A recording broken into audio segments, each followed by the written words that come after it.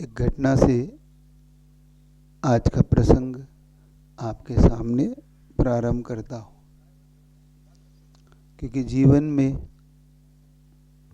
जो घटता है वो घटना कहलाती है, लेकिन उससे जब हम कुछ सीखते हैं तो हमारा जीवन बदलता है ना। भाई तुम्हारी आवाज़ तो खोल दो जरा। तो आप लोग इस घटना को सिर्फ घटना नहीं मानकर अपने जीवन की इतिहास मानकर चलना।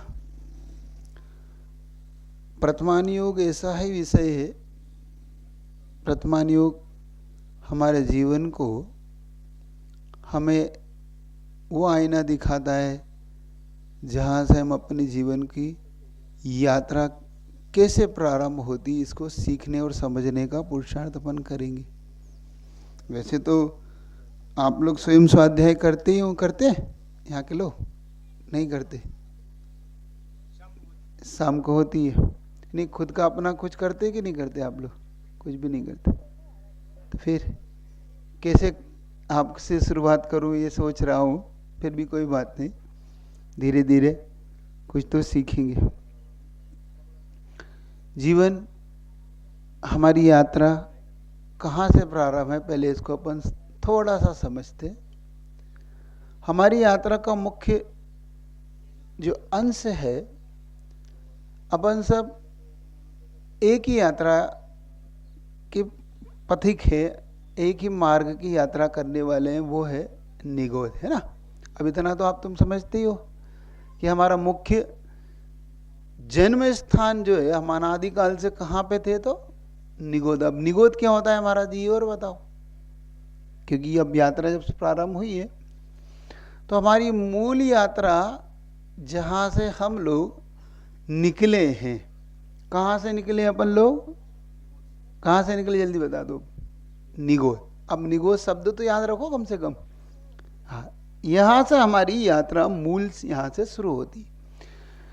महाराज जी ये मूल शब्द क्यों कह रहे हैं? क्योंकि देखो, हम सब यहीं से बढ़ते बढ़ते त्रस पर्याय तक आए। मतलब हम एक बात समझ ले पहले कि हमें जो कुछ भी मिला है, जो कुछ भी दिख रहे हैं, जो कुछ समझ रहे हैं, हम इतने पुण्यवान हैं कि कम से कम हमारी बुद्धि में ये बात तो आई है कि हम लोग कहाँ से निकले, कहाँ से हमारी यात्रा शुरू हुई है, और क्या हमें अपने जीवन में ऐसे ही जीना है या ऐसे ही यूं ही हमारा जीवन चला जाना है। अब मैं ये भी सोचना है कि इस जैन कुल को, इस तरह पर्याय को पाने के लिए हमने कितनी मेहनत की है ना। किसी ने कहा है कि जब तक मिलता नहीं तब तक सब्र नहीं, और मिल जाए तो कद्र नहीं। अपने को जब तक नहीं मिला, जब तक सब्र नहीं था। महाराज जी हमें चाहिए, हमें चाहिए, और मिल जाए तो कद्र है नहीं, है ना। हम सब ने इस पर्याय को पाने के लिए क्या क्या नहीं किया। अब देखो, थोड़ा सा उदाहरण के माध्यम से देता हूँ आपको, ताकि आपको घटना जो मैं बांधना चाह रहा हूँ जिस घटना से, उस घटना से आपको वास्तव में अपना जीवन का असली उद्देश्य समझ में आएगा। हमारी यात्रा निगोध से शुरू होती है। अब निगोध होता है एक इंद्रिय की एक ऐसी पर्याय है जहाँ पर इस जीव ने जन्म मरण जन्म मरण के अलावा कुछ नहीं किया। मतलब हम सिर्फ जन्मे मरे मरे। वो कितनी बार जन्मे मरे? तो उन्होंने कहा एक श्वास में 8-10 बार। अब एक श्वास क्या होती है? जो हमारी धड़कन होती है ना, पल्स, जिसको उसको बोलते हैं एक श्वास। अब ये श्वास नहीं जो हम लेते, हम जो हमारी पल्स नपती है ना, हम एक मिनट में इतनी होती है, 80-120, है ना। अब ये कहलाती एक श्वास। अब एक श्वास में हमने 18 बार जन्मे और मरे। ये हमारी निगोध में यात्रा रही। मतलब अभी आपसे कहेंगे कि महाराज जी थोड़ा धर्म किया करो, तो आप क्या उत्तर देते हो? महाराज जी मरने की भी फुर्सत नहीं है अभी, तो धर्म कहाँ महाराज जी धर्म करेंगे। एक बात याद रखना, अभी मरने की फुर्सत नहीं है और वहाँ मरने से फुर्सत नहीं है। ये याद रखना। यहां पर मरने की फुर्सत नहीं है तुम्हें।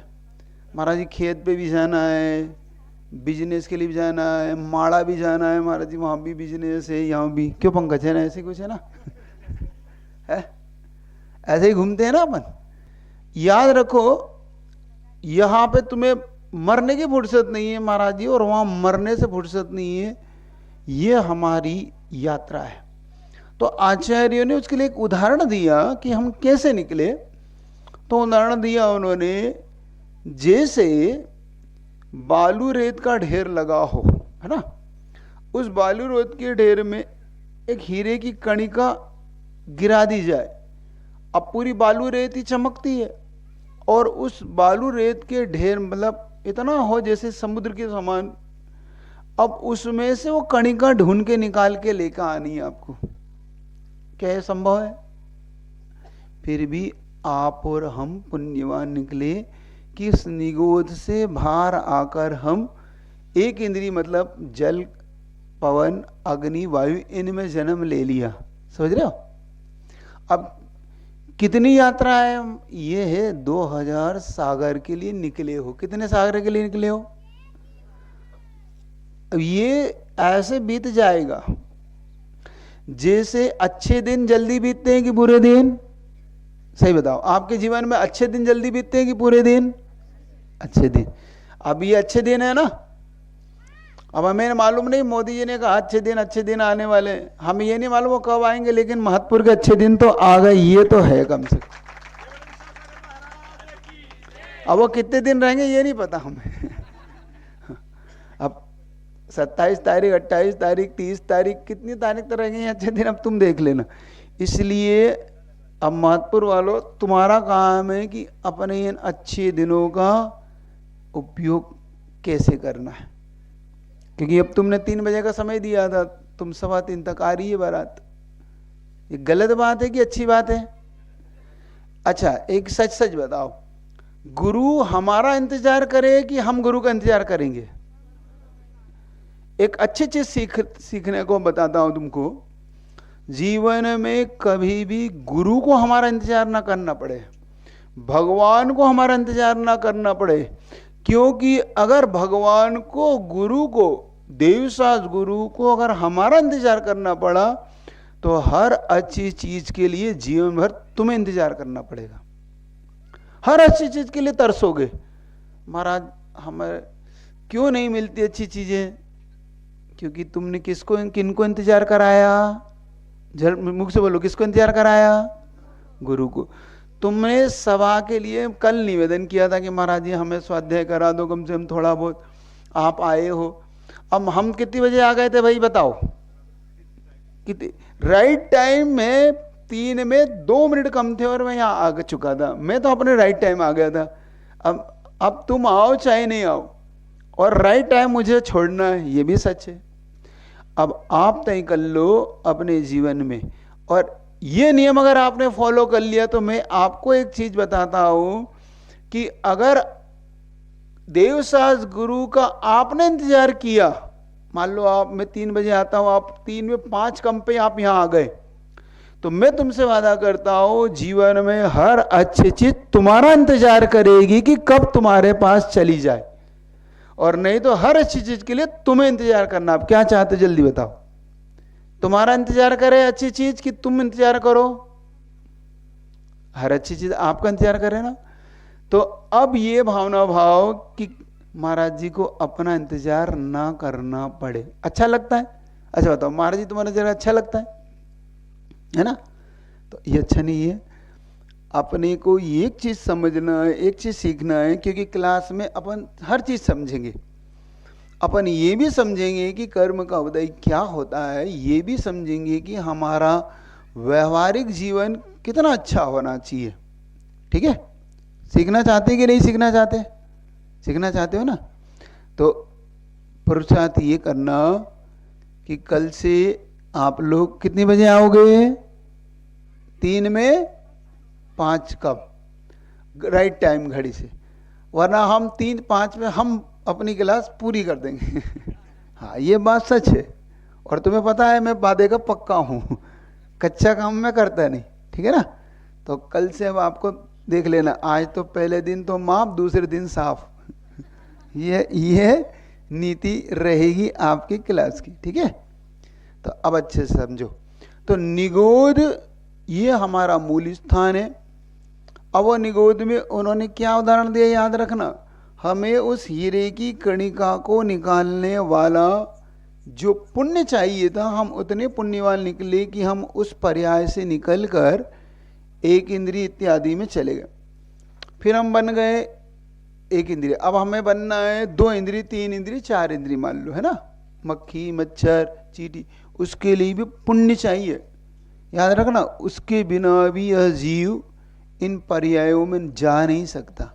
अब उसके लिए कौन सा उदाहरण दिया उन्होंने उदाहरण दिया, जैसे बहुत बड़ा मार्केट हो जहाँ से हजारों लोग निकल रहे, आ रहे, जा रहा हो, और वहाँ तुम्हारी सोने की चेन गिर जाए, उसमें लॉकेट हो, और गिरने के बाद तुम घर पहुँच जाओ, फिर तुम्हें याद आए कि अरे मेरे गले में चेन कहाँ गई, और उस भीड़ में से रिटर्न आने पर मिलना संभव ही नहीं है, क्योंकि हजारों लोग किसके हाथ में लग सकती। फिर भी तुम पुण्यवान निकले कि वो चीज़ तुम्हें मिल गई, मतलब तुम्हें त्रस पर्याय भी मिल गई। मतलब 2 इंद्रिय, 3 इंद्रिय, जिसको अपन सबसे निकृष्ट पर्याय मानते हैं। अब क्या कीड़े मकोड़े के पर्याय को क्या मानना, है ना। चींटी हो गई, अब ये सब हो गई, फिर भी हम उस पर्याय में भी निकल आए। अब हमारी पड़ती है 5 इंद्रिय की पर्याय। अब 5 इंद्रिय में भी देखो, गाय, भैंस, कुत्ता, बिल्ली, जिनको हम निकृष्ट मानते हैं, जिनको हम मारते हैं, पीटते हैं, भगा देते हैं, 2 रोटी भी नहीं देते, सोचो वो पर्याय भी कैसे मिली है। वो पर्याय भी इतनी आसानी से नहीं मिली। उस पर्याय के लिए उन्होंने उदाहरण दिया, जैसे समुद्र में आप जा रहे हो और बीच समुद्र में तुम्हारे हाथ से तुम्हारी कुछ सोने की अंगूठियाँ वो छूट जाए और बीच समुद्र में जाके गिर जाए, और तुम समुद्र के किनारे पर आके पुनः उसको ढूंढने के लिए समुद्र खोजो, तो कुछ मिल सकता है। फिर भी तुम्हारा पुण्य इतना तेज था कि तुम वहीं पर डुबकी लगाई जहाँ पर तुम्हारी चीज गिरी और तुम्हारा हाथ लग गई। मतलब यह मनुष्य पर्याय भी तुम्हारे हाथ लग गई। तो इस प्रकार से अपन ने अब ये पंचेंद्रिय पर्याय पाली। अब अपने को जैन कुल की पर्याय कैसे मिली है बताओ, क्योंकि यहाँ तक की यात्रा तो सब कर लेते हैं भाई, 1 इंद्रिय हर कोई बन जाता है। पुण्य योग से 2 इंद्रिय 3 इंद्रिय बन गए, तुम मनुष्य पर्याय में भी चले गए। अब बचती पर्याय जैन कुल की। अब जैन कुल कैसे मिला है तुमको ये बताओ, क्योंकि तुम्हें मिल तो गया है, लेकिन इसका उपयोग कितना कर रहे हो ये अब अपने को सोचना है। कर रहे कितने लोग को लगता है कि हम जैन कुल का जन्म लेके हम जैन कुल का उपयोग कर रहे हैं? कितनी महिलाओं को लगता है? जरा हाथ खड़े करके दिखाना कि हम जैन कुल में जन्म लेके भी हम भगवान की भक्ति और भगवान के प्रति जो हमारी श्रद्धा है वो पक्की है। ये हाथ खड़े करके दिखा दो। अब अपनी श्रद्धा पे ही प्रश्न चिन्ह तो मत लगाओ। ऐसा लग रहा है कि आपको ही अपनी श्रद्धा पे भी विश्वास नहीं है, इसका मतलब है ना, पक्का है ना। हाँ तो ये तो कहो कि आप अब उपयोग कितना कर रहे हैं ये अलग बात है। अब कितना उपयोग कर रहे हैं हम दिन भर में, कितना समय निकाल पाते हैं? जल्दी बताओ, कितना समय निकाल पाते हैं आप लोग दिन भर में? 24 घंटे में से कितना समय निकालते हो? है आधी घंटा, 5 मिनट, 1 घंटा निकालते हैं, है ना। अब वहाँ पे अपन क्या करते हैं अलग बात है, निकालते तो हैं, 1 घंटा तो निकाल ही जाता है। समय काटने के लिए नहीं जाना है अपने को। गुरुदेव कहते थे वहाँ पे समय काटना नहीं है, हमें कर्म काटना है। क्या करना है अपने को? मंदिर में बैठकर, और हम वहाँ अगर मंदिर में बैठकर कर्म बांध रहे हैं तो हम मंदिर का उपयोग नहीं कर रहे हैं, बल्कि मंदिर से हम पाप कमा रहे हैं। कितने लोग को लगता है कि वो मंदिर जाके मंदिर में सही मायने में मंदिर का उपयोग करता है? आपको, आप में से सही बताओ कितने लोग को लगता है? इधर उधर की कोई बात नहीं, सिर्फ शुद्ध धर्म ध्यान, वहाँ पे पूजन अभिषेक जाप इत्यादि करके अपन लौटते हैं, कि राग द्वेष करके लौटते हैं, इधर उधर की बातें करके तो नहीं लौटते हैं। किसी का राग द्वेष, किसी की चर्चा, ये वहाँ ये हो रहा है, वहाँ ये हो रहा है, वो उसके घर में ये हो रहा है, ऐसा तो नहीं। अगर ये करके लौट रहे हैं तो इसका मतलब हम पाप कमा कर लौट रहे हैं, पाप घटा कर नहीं लौट रहे। क्या समझ रहे हो कि नहीं? अपने को पाप घटाना है कि बढ़ाना है? हाँ, तो क्या करना होगा? अब हमें ये याद रखना है कि हमें पाप बढ़ना नहीं चाहिए, घटे या ना घटे उसकी भी फिक्र नहीं, लेकिन हमारा पाप अगर बढ़ रहा है इसका मतलब है कि हम महान पाप का बंद कर रहे हैं। अब आपको एक घटना से जोड़ता हूँ। ये घटना कुंथलगिरी में हमने प्रारंभ की थी, क्योंकि उस समय बीच में स्वास्थ्य थोड़ा ऊपर नीचे होने से उस घटना को हमने वहीं छोड़ दिया। शाम का समय भी था, ठंड भी हो रही थी, चलो संयोग से महत्वपूर्ण का ही पुण्य था, वो घटना यहीं पूरी कर दे, ठीक है। अब घटना क्या थी पहले ये बता देता हूँ आपको, नहीं तो आपको प्रथमान योग से जुड़ने का आनंद भी आएगा और आपको घटना भी समझ में आएगी। ये घटना एक महान मुनि महाराज जो है, संजयंत मुनि, संजयंत और वैजयंत ये दो भाई हुए। इनकी घटना को लेकर ये घटना हमने शुरू की थी। ये संजयंत मुनि एक प्रकार से महान उपसर्ग विजेता मुनि महाराज हुए। और देखो साधु जीवन में कितने उपसर्ग आने पर भी कभी जो उपसर्ग परिचय से पीछे नहीं हटते।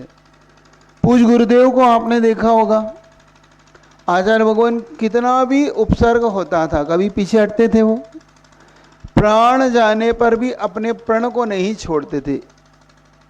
आप लोग कितने पुण्यवान हो, इतने पुण्यवान हो कि मैं तो ऐसा मानता हूँ कि अपन सबका इतना पुण्य कि अपन ने भगवान को तो नहीं देखा, लेकिन भगवान के तुल्य गुरुदेव को देखा है। आचार्य भगवान की अपन ने आशीर्वाद पाया, क्योंकि उनका जीवन, पूरा जीवन आप और हम सबके लिए आदर्श। अच्छा, कितने लोगों ने आचार्य जी के दर्शन किए? ऐसा कोई तो नहीं है जिसने दर्शन न किए। अच्छा, कितने लोगों ने नहीं किए? जरा हाथ खड़े करना। आप नहीं कर पाए? और कौन नहीं कर पाया? आप भी नहीं कर पाए? अरे अध्यक्ष जी तो आश्चर्य हो गया। याद रखो, तुम इस बात की पश्चाताप करो कि हे भगवान, मैंने ऐसा पुण्य क्यों नहीं कमाया कि मैंने अरिहंत के तुल्य, चलते फिरते तीर्थंकर के तुल्य गुरु के दर्शन क्यों नहीं कर पाया। याद रखना, उनका जीवन और उनकी पूरा जीवन इतना उपसर्ग और परिसहों से जिन्होंने बीता। देखो, आपको अंतिम घटना बताता हूँ, क्योंकि आप अपन आचार्य भगवान का समाधि दिवस भी मनाना चाह रहे हैं ना, तो कैसे उन्होंने इस चीज़ को सहन किया होगा और अपने प्रण के कितने वो पालक थे। इससे तुम्हें गर्व आएगा कि हमारे गुरु कैसे थे। आचार्य भगवान को जब जनवरी में ये पता पड़ा कि उनको पीलिया हुआ है, और पीलिया भी बहुत छोटा मोटा नहीं, खतरनाक पीलिया। उनका पूरा शरीर आपने देखा होगा पूरा पीला पड़ रहा था, आंखें पीली हो रही थी, पूरी हाथ पीले हो रहे थे। तो आचार्य श्री धीरे धीरे उस पीलिए से बढ़ता जा रहा था, और पूज्य गुरुदेव को हर वैद्य ने देखने के बाद एक ही उनसे निवेदन किया कि गुरुदेव आप बस थोड़ा सा एक आशीर्वाद दो कि हम आपको ठीक करने की पूरी तैयारी है, हमने पूरी औषधि भी, लेकिन एक परमिशन दे दो कि ये औषधियाँ हम या तो दूध से चलाएं या गन्ने के रस से चलाएंगे। और वह आप दोनों आचार्य भगवान ने त्याग कर दिया था। दूध का 2017 में त्याग कर दिया था, और गन्ने का रस का आचार्य श्री ने 50 साल पहले त्याग कर दिया था। सोचो, अब आचार्य श्री के सामने दो लक्ष्य, एक लक्ष्य या तो प्राण चले जाएं, दूसरा लक्ष्य प्राणों को बचाना है तो ये प्रण को छोड़ दें। आचार्य श्री के मुख से जो निकला उसके सुनने के बाद आपकी अंदर तक आत्मा के प्रदेश हिल जाएंगे, कांप जाएंगे। क्या ऐसा भी महान साहस किसका हो सकता है? आचार्य श्री जब उन्होंने कहा आचार्य श्री इसके अलावा कोई रास्ता नहीं है, नहीं तो आपके प्राणों को हम नहीं बचा पाएंगे। आचार्य श्री बड़े मुस्कुरा के एक बात कहते हैं, बहुत अच्छे से मुस्कुरा के बात कहते हैं, सुनो मैं दूध तो 2017 में छोड़ चुका हूँ, और रही बात गन्ने के रस की तो वो मैं 50 साल पहले छोड़ चुका हूँ। और याद रखो मेरे प्राण चले जाएं लेकिन मेरा प्रण नहीं जा सकता, मैं अपना नियम नहीं छोड़ूंगा कुछ हो जाए। सोचो शायद आप और हम होते तो समझौता कर लेते कि भाई इसकी जगह और कुछ छोड़ लेते हैं, इसकी जगह और कुछ कर लेंगे, लेकिन ऐसे महान का आप लोग, ऐसे महान गुरु का समाधि दिवस मनाने की तैयारी आप लोग कर रहे हो। आने वाली 27 तारीख ऐसे महान गुरु को समर्पित होगी। सुन रहे हो कि नहीं? अब अपने को ऐसे महान गुरु, ऐसे ही संजयंत मुनि ने अपने जीवन में जो उपसर्ग झेला, क्योंकि दिगंबर साधु ऐसे साधु होते हैं जिन्होंने हर चीज को झेलने पर भी वो कभी आपके लिए कुछ नहीं कहते, फिर भी दोनों हाथों से आशीर्वाद देते, है ना? देते थे कि नहीं गुरुजी? आपने देखा उनकी करुणा देखना, अंत समय में उनसे उठना नहीं बन रहा था, फिर भी ठीक 4 बजे सब लोगों को एक बार दर्शन देने और आशीर्वाद देने आते थे। ऐसे करुणा के धारी थे अपने आचार्य गुरुदेव, ऐसे करुणावान थे। सुन रहे हो? अब सोचो, अब इतने मंगल होते हैं साधु, और फिर भी अगर आप घर में बैठे रहो फिर भी उनके दर्शन ना करो तो बताओ गलती किसकी है? अच्छा, कितने लोग हैं जो सुबह से पहले उठकर गुरु के दर्शन करते हैं? अब क्योंकि गुरु तो हैं मौजूद। कितने लोगों ने आज दर्शन किए? आज महाराज जी के सुबह से उठ के सबसे पहले महाराज जी के दर्शन किए? कितने लोगों ने किया? हाथ खड़ा करना जरा। बस 2-4 लोग, बाकी सब अपने काम में लग गए। अब बताओ तुम्हारा मंगल कैसे होगा? अब तुमको एक चीज सीखना है, आपको ये सीखना है कि अपने को सबसे पहले गुरु के मंगल कैसे होगा। तुमको एक चीज बताता हूँ, देखो जीवन में जैसे तुम्हारे लिए मंगल होता है, तुम्हारे लिए मंगल कौन होते हैं? पंच परमेष्ठी होते हैं ना, क्योंकि अपने मंगल 2 प्रकार के होते हैं, एक लौकिक मंगल, एक पारलौकिक मंगल। लौकिक मंगल में जैसे भरा कलश कल लेके जैसे आप आगे चल रहे थे, ध्वजा लेके चल रहे थे, है ना, ये लौकिक मंगल कहलाते हैं। जैसे गाय बछड़ा दूध पीता हुआ दिख जाए, अथवा कोई महिला सिर पर घड़ा लेकर जा रही हो, भरा हुआ कलश दिख जाए, अथवा कोई आते हुए पंच परमेष्ठी मुनि महाराज दिख जाए, ये मंगल कहलाते हैं। तो दिन की शुरुआत कैसे करना चाहिए आज ये सीखो। दिन की शुरुआत जब भी करना हो, ये आपको सिखा रहा हूँ, ये आपको मंत्र दे रहा हूँ, मतलब जीवन में दिन की शुरुआत कैसे होती है, और जिनके जीवन में ये शुरुआत होती है वो कभी भी अमंगल नहीं होता, उनका जिंदगी भर मंगल होता है, जिंदगी भर के लिए उनकी सिद्धियाँ होती है। लेकिन हम क्या है, हम सिर्फ इस बात को नहीं समझते, इसीलिए हम इस कहने को नहीं मानते। तो कितने लोग मुनि महाराज का कहना मानोगे? पहले ये तो बता दो। तो बताऊंगा, नहीं तो फिर आगे बढ़ जाता हूँ। कहना मानोगे? आगे बैठने वाले मानेंगे कि नहीं? बैठने वाले मांगे?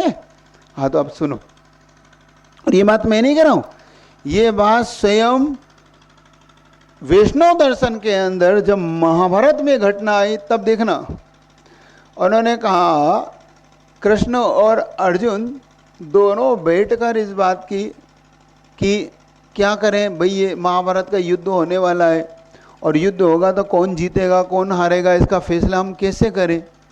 और तो अर्जुन को बड़ा डर लग रहा था और कृष्ण ने कहा जो होगा अर्जुन, पार्थ, जो होगा होगा, देखा जाएगा, तुम चलो। और उन्होंने जैसे ही रथ को आगे बढ़ाया और जैसे ही रथ आगे बढ़ा तो कुछ कदम चला था रथ और अचानक दो मुनि महाराज उनको दिख गए। सुनना, और जैसे उनको दो मुनि महाराज दिखे तो कृष्ण के मुख से निकला, अर्जुन देखो सामने कितना बड़ा सगुन आ रहा है, इसका मतलब इस बार युद्ध में जीत निश्चित अपने पक्ष की होगी, क्योंकि मुनि दिगंबर मुनि महाराज दिख गए। और जिनको दिगंबर मुनि महाराज के दर्शन हो जाते हैं उनका कभी भी अपशगुन नहीं होता। पंच परमेष्टि जिनको दिख जाए, तो आपको तो दो मुनि महाराज के हैं और यहाँ कितने मुनि महाराज हैं? कितने मुनि, जल्दी बताओ? 4। मतलब आपको तो दुगना लाभ होना चाहिए, आपके जीवन में दुगना मंगल होना चाहिए यहाँ के महत्वपुर की समाज के लिए। लेकिन कब होगा? जब आप थोड़ा सा आलस छोड़कर मुनि महाराज के सबसे पहले दर्शन किया करो। क्योंकि जैसे ही 6:30 बजे यहाँ पर मुनि महाराज भक्ति के लिए आते हैं सुबह सुबह, तो देखो हमने ये पूरी सांगली में सिखाया, पूरे पूना में सिखाया, अभी आपको हम सिखा रहे हैं। सीखना है कैसे करना? तो सबसे पहले घर से एक मुट्ठी चावल द्रव्य लेके, खाली हाथ नहीं करना कभी भी। कभी भी गुरु के दर्शन खाली हाथ नहीं करना, क्योंकि खाली हाथ करने वाला खाली हाथ जाता है। क्योंकि क्यों नहीं करना, मैं जैसे बताता हूँ। मुनि महाराज तुम्हारे लिए मंगल है कि अमंगल है? जल्दी बताओ, जोर से बोलो, पीछे वाले वही मंगल है ना। अब मुनि महाराज तो तुम्हारे लिए मंगल हो गए, भगवान तुम्हारे लिए मंगल हो गए, लेकिन तुम मुनि महाराज के लिए मंगल हो कि अमंगल हो? अब तुम कैसे मंगल बनोगे? क्योंकि जब तुम खाली हाथ आते हो तो मैं बड़ा डर जाता हूँ सुबह सुबह, अरे किसका मुंह देख लिया, अब आहार मिलेगा कि नहीं आज। क्यों? क्योंकि खाली हाथ आया है। अब खाली हाथ वाला अमंगल कहलाता है, अमांगलिक कहलाता है। तो मांगलिक होने के लिए भरे हाथ होना चाहिए, मतलब हमारे हाथ में द्रव्य हो, चावल हो, श्रीफल हो, और एक मंगल कलश हो जिसमें जल हो, और एक ताट हो, थाली हो, जिसमें हम मुनि महाराज का पाद प्रक्षालन कर सके। मतलब तुम इतने भाग्यशाली हो कि तुम्हारे पास 4 मुनि महाराज हैं जिनका पाद प्रक्षालन करके दिन की शुरुआत कर सकते। दिन की शुरुआत करो, फिर उसके बाद तुम्हें जो करना है सो करो। 6:30 पौने 7 पे सबसे पहले आओ, मुनि महाराज के चरणों का पाद प्रक्षालन करो, एक करके चलाओ और घर चले जाओ। अब इसमें कितना समय लगेगा? 5 मिनट। तुम्हारा घर बिल्कुल पास में। देखो हम तो महत्वपुर को ऐसा मानते हैं अटैच भाई यही आ रहे हैं, यही मंदिर है, यही आ रहे, ये चरिया एक परिक्रमा लगाओ, इतने पूरा महत्वपुर खत्म शुरू होने से पहले पूरा। ठीक है कि नहीं? तो अब कितने लोग हैं कल से बिना आलस के सबसे पहले मुनि महाराज का दर्शन करके दिन की शुरुआत करेंगे? जरा ये तो बताओ। हाथ तो ऐसे खड़े कर देते हो, लेकिन कराते तो कुछ नहीं हो तुम लोग हैं। कल भी सबने हाथ खड़े करे, आज वहाँ मंदिर में कोई पहुँचा नहीं। क्यों? युवा वर्ग सब सो रहे थे घर में है। तो कल से आप लोग पुरुष वर्ग, और सबसे अच्छा कहलाता है जब पति पत्नी जोड़े से आते हैं, माता पिता अपने बच्चों के साथ आते हैं, ये संस्कार एक बार आपके अंदर डल गया ना, तो आज आप मुनि महाराज के चरण का गंधोदक ले रहे हो। यही बच्चे कल आपके चरणों को छूकर दिन की शुरुआत करेंगे, यही बच्चे आपको मंदिर लाएंगे। एक बार उनको आप यहाँ तक लेके आओ। तो कल से सभी महिलाओं को नियम दे दूँ, जब तक मुनि महाराज यहाँ पर हैं तब तक आपके घर से एक ताट सबसे अच्छा है चांदी की थाली। अब चांदी बहुत महंगी है महाराज जी, रिस्क बड़ी है है, तो कोई बात नहीं, घर से पीतल है, पीतल तो होगा ना, पीतल की ताट है, तांबे की है। अब लोहे की नहीं लाना, लोहा मतलब स्टील, स्टील से नहीं करना। स्टील यानी शुद्ध लोहा, शुद्ध काला झंडा। अपने को मुनि महाराज को अपशगुन थोड़ी करना है, सगुन करना है। तो घर में या तो चांदी की थाली हो अथवा पीतल की हो या तांबे की हो, ये शुद्ध अच्छी धातु कहलाती है। इससे शुरुआत करना है। माता पिता के साथ आप लोग आओ या पति पत्नी, क्योंकि देखो हम जब पाप क्रिया एक साथ करते हैं तो पुण्य की क्रिया फिर हमें शर्म नहीं करना चाहिए। बहुत लोग को शर्म आती है, अब पत्नी के साथ जाएंगे तो लोग क्या कहेंगे, है गोरू जोरू का गुलाम है, पल्लू बंद के घूमता रहता। ऐसा नहीं, याद रखो पुराण ग्रंथ में लिखा हुआ है पति पत्नी दोनों साथ जाते थे भगवान की पूजन वहां पे करके, फिर वहां से मंगल द्रव्य शेषाक्षत लाके अपने घर का मंगल करते थे। आप पुराण ग्रंथ पढ़िए, इससे अपने घर का मंगल। अब अपने घर के मंगल के लिए हम क्या करने लग जाते हैं, कोई गंडा ताबी टांग देते हैं, कोई काली नाल टांगता है, कोई काली मटकी टांगता है ना। ये करने से कुछ नहीं होता, ये तो हमारे दिमाग का भ्रम है। हम अगर गंधोदक प्रतिदिन अपने घर जाने लग जाए, प्रतिदिन भगवान का शेषाक्षत हमारे घर जाने लग जाए, तो कोई भी नजर नहीं लग सकती, कोई भी बुरी भावनाएं लोगों की आपके घर पर या आपके परिवार को कभी नुकसान नहीं पहुंचा सकती। पता है आपको? लेकिन हम उल्टा करते हैं, हम इसका लाभ ही नहीं लेते। तो आज से एक चीज सीखना है आपको, ये छोटी छोटी चीजें आपके जीवन को बदल डालेंगी। तो आपको क्या करना है, कल उठकर सबसे पहले मुनि महाराज के चरणों का पाद प्रक्षालन करना है। क्योंकि देखो आज मुनि महाराज कितने दिन के लिए अगर ये पाद प्रक्षालन चले गए तो चले गए। क्यों कह रहा हूँ ये बात, इसलिए कह रहा हूँ कि ये मैंने खजुराहो की घटना से आपको बता रहा हूँ। खजुराहो में एक बार क्या हुआ, आचार्य भगवान ने खजुराहो में 2017-18 में जब चातुर्मास किया तो आचार्य भगवान बैठे हुए थे और उस समय भगवान पार्श्वनाथ का मंदिर है वहाँ पे। तो पार्श्वनाथ भगवान की वहाँ पे शांति धारा हो रही थी उस दिन, और बड़ा कोई दिन था वो। तो वो बोली 51,000 रुपये में गई। कितने हज़ार में गई? पार्श्वनाथ भगवान की शांति धारा की बोली। और उसी समय आचार्य श्री ठीक 9 बजे मंच पर पहुँचे, और जब मंच पर पहुँचे तो आचार्य श्री के पाद प्रक्षालन की चर्चा शुरू हुई, कौन करेगा। तो पता है आपको, उस दिन आचार्य श्री के पाद प्रक्षालन की बोली 2.5 करोड़ रुपए में गई। कितने में गई? 2.5 कोटी। अब तुम्हारे से करोड़ नहीं समझता, कोटी समझता ना। अब 2.5 करोड़ रुपए में गए। तो अब सोचो कि किसी ने पूछा कि कहाँ तो तीर्थंकर पार्श्वनाथ भगवान और कहाँ आचार्य श्री, तो क्या आचार्य श्री तीर्थंकर से भी बढ़ के हो गए जो उनकी बोली 2.5 करोड़ रुपए में गई?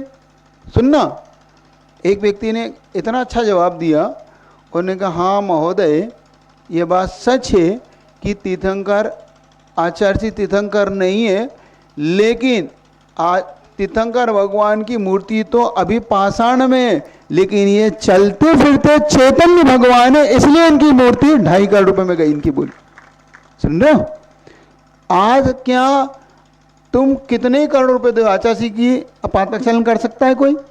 अरबों रुपए देके भी। क्यों? क्योंकि वो अब हमारे बीच में नहीं है। इसलिए कह रहे हैं कि गुरु होने पर लाभ ले लेना चाहिए, बाद में फिर पछतावा हाथ आता है। तो समझ में आ रही है? करोड़ों रुपए देके भी ये पाद प्रक्षालन मिलने वाली चीज नहीं। ये तो ऐसा मंगल है अपने जीवन में, ऐसा गंधोदक है। इसीलिए आचार्यों ने मुनि को चलता फिरता भगवान कहा है। क्या कहा है? महत्वपूर्ण में कौन आया है? जल्दी बता, कौन आया है? चलते फिरते, जोर से बोलो ना। हाँ, अब आया है, आए हैं मुनि महाराज, तो बताना ना पड़े। अब हम कल देख लेंगे कितने परिवार वाले यहाँ पे मुनि महाराज को मानते कि मुनि महाराज की बात को भी मानते हैं। महाराज जी को तो सब मानते हो ना, और महाराज जी की बात,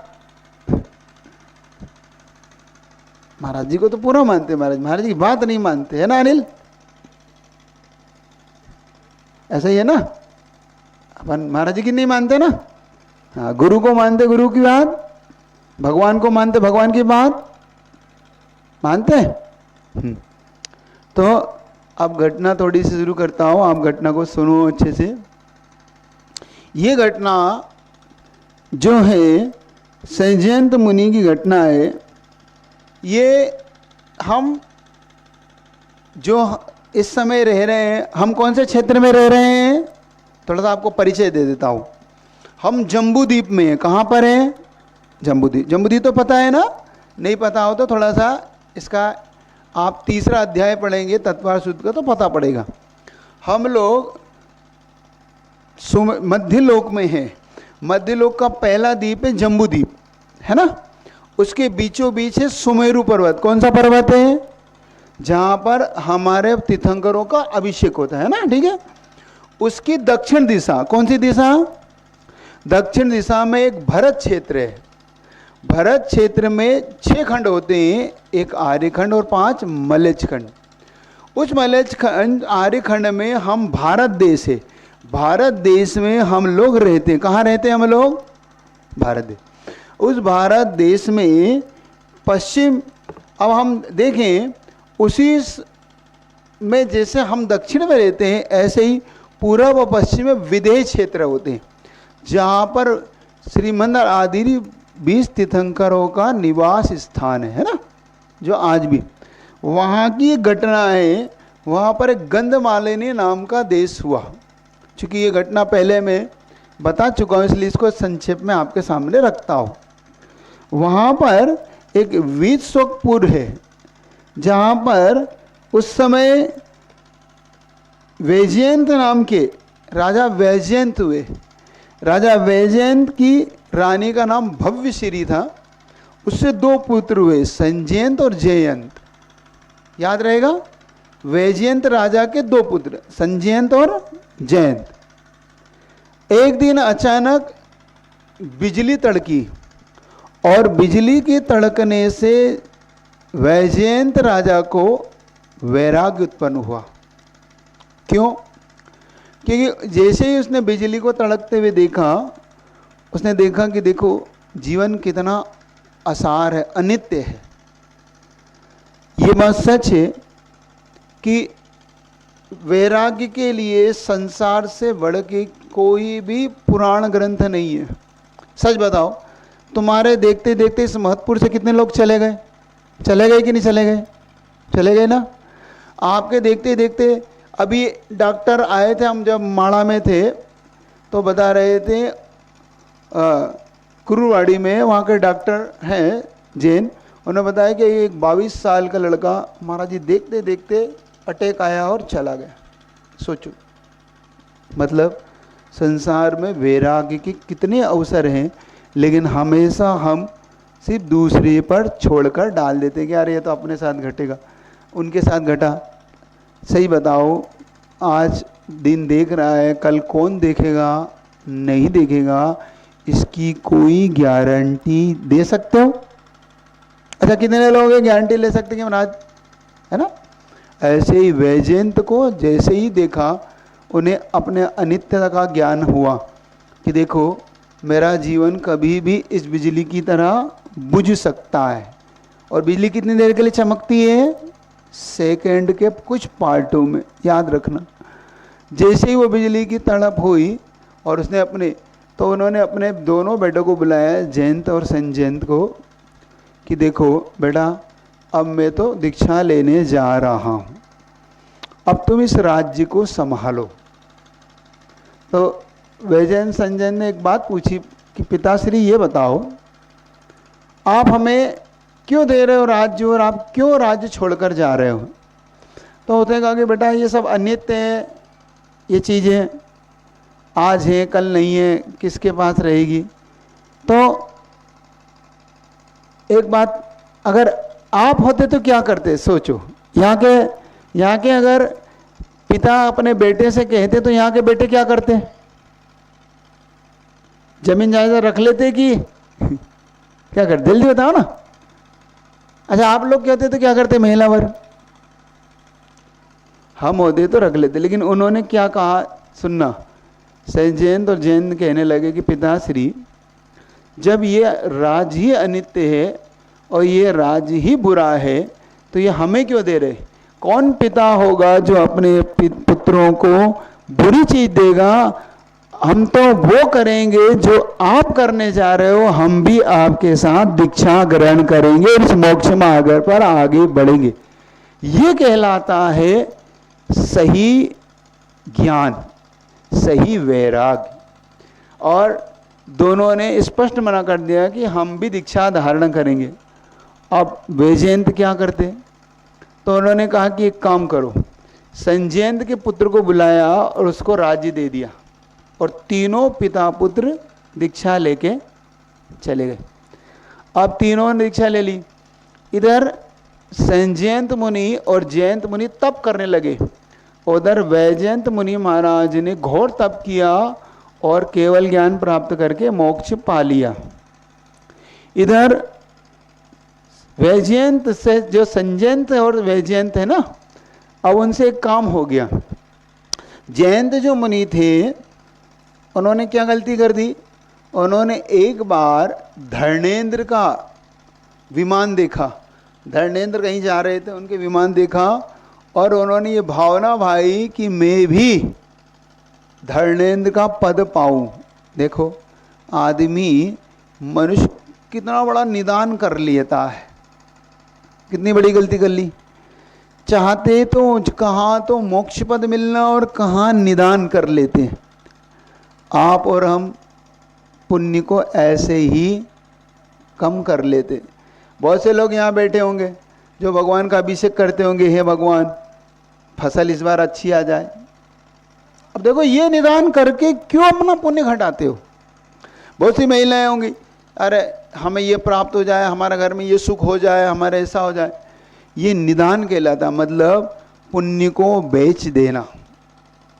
पुण्य को बेचकर अपन ने बड़ी मुश्किल से जैन कुल पाया, पूजन की, अभिषेक किया और हमने उसके बदले में क्या मांग लिया, विधान करा, कोई भी किया, हे भगवान इस बार विधान में हमें ये प्राप्त हो जाए। हमने बस समझ लेना आपने अपने पुण्य को बेच दिया।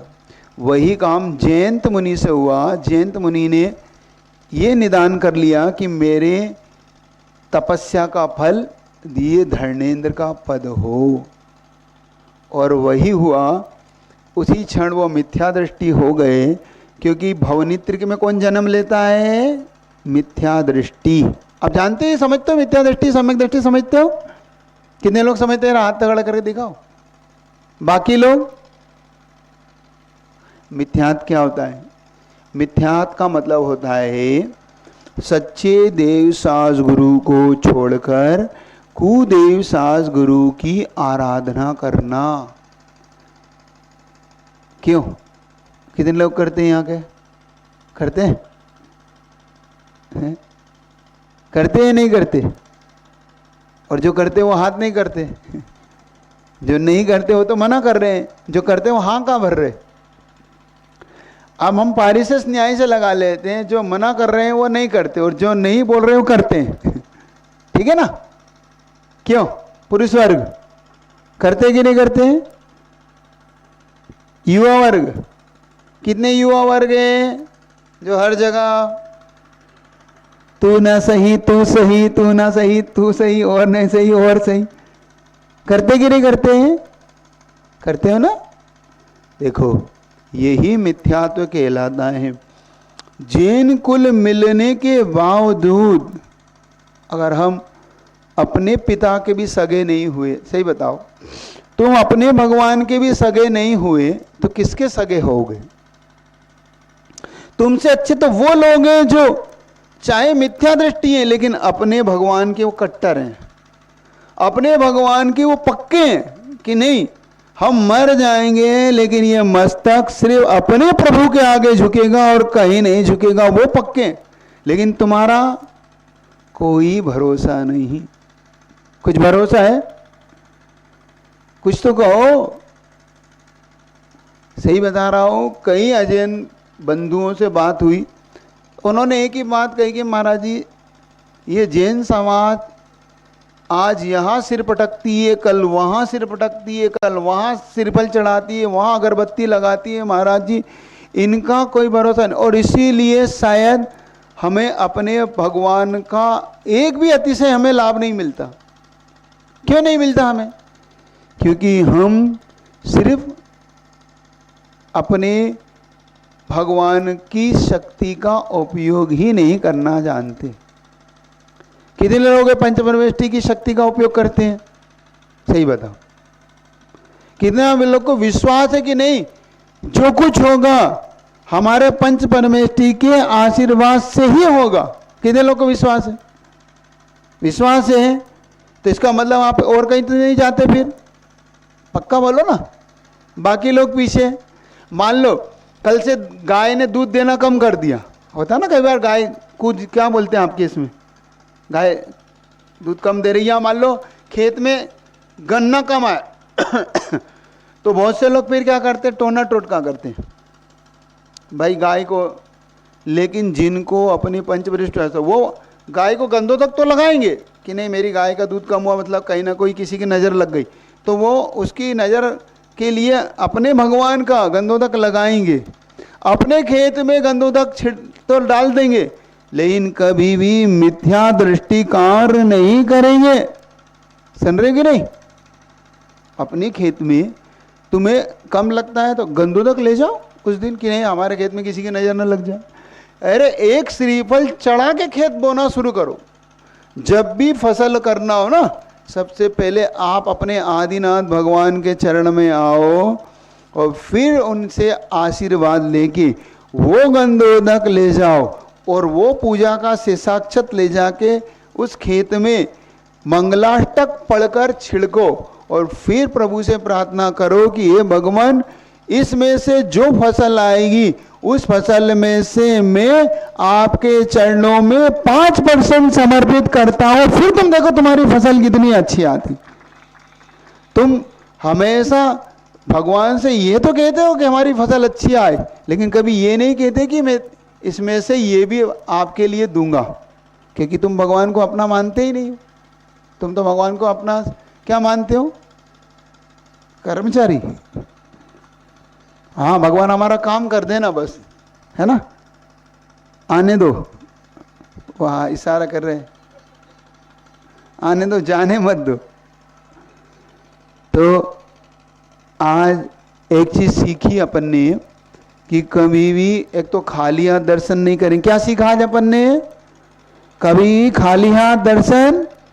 एक दूसरा, अगर मुनि महाराज हमारे नगर में है तो रोज 5 प्रक्षालन और अर्घ देकर उनका मंगल आशीर्वाद लेकर दिन की शुरुआत, क्योंकि हम मंगल चाहते हैं ना। एक चीज ये चीज हमने सीखी। और दूसरा हमने ये सीखा कि हमारी यात्रा कहाँ से शुरू हुई है। कहाँ से शुरू हुई है?